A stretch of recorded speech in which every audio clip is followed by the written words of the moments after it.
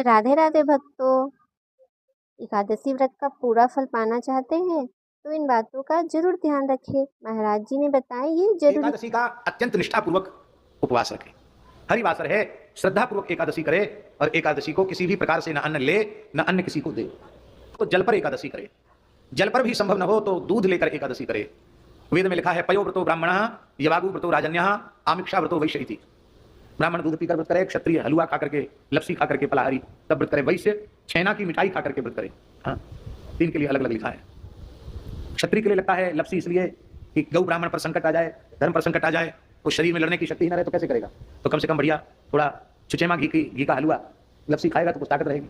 वैश्यों को भी बहुत काम करना, तो छेना भारी भी नहीं होता, हल्का भी होता है और उसमें पौष्टिकता बहुत होती है, प्रोटीन बहुत होता है, तो इसलिए छेना उनको बता दिया। इतना भी ना हो तो फल खा करके व्रत करना, एक समय फलाहार करके व्रत करना। पुनर्भोजन, व्रत वाले दिन दूसरी बार भोजन कर लेने से व्रत भंग हो जाता है। दूसरी बार कुछ भी खाया व्रत भंग। सो लेने से, दिन में सो जाता है, एकादशी के दिन कोई भी व्रत करता है और सो जाता है तो व्रत भंग हो जाता है। पुनर्भोजनात् शयनात् मैथुनात् व्रत भंगो भवति, व्रत भंग हो जाता है। किसी भी व्रत में नमक नहीं लेना चाहिए। नमक लेते ही फलाहारी नमक भी व्रत में लिया गया तो व्रत का पुण्य आधा हो जाता है। अब यहाँ हम लोग इतने चटोर हो गए हैं कि उसमें खूब बढ़िया हरी मिर्च और हरी धनिया बढ़िया छोंका लगाए। कहीं कहीं तो हमने एक जगह देखा बढ़िया टमाटर पड़ा, वही टमाटर, तो हमारे यहाँ तो गुजरात में खूब टमाटर चलता है एकादशी में। फिर एकादशी को बढ़िया कूटू की पूड़ी, सिंघाड़े का हलवा, राजगिरा का हलवा और जाने काय की मलाई के पुआ, लच्छेदार रबड़ी, मखाने की खीर है। पूरे महीना भर में जितना गरिष्ठ नहीं खाते हैं उतना अकेले एकादशी को खाया।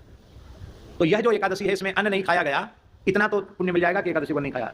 लेकिन ये बार बार खाने पीने वालों को एकादशी का कोई लाभ विशेष नहीं होता। एकादशी व्रत निष्ठापूर्वक करें।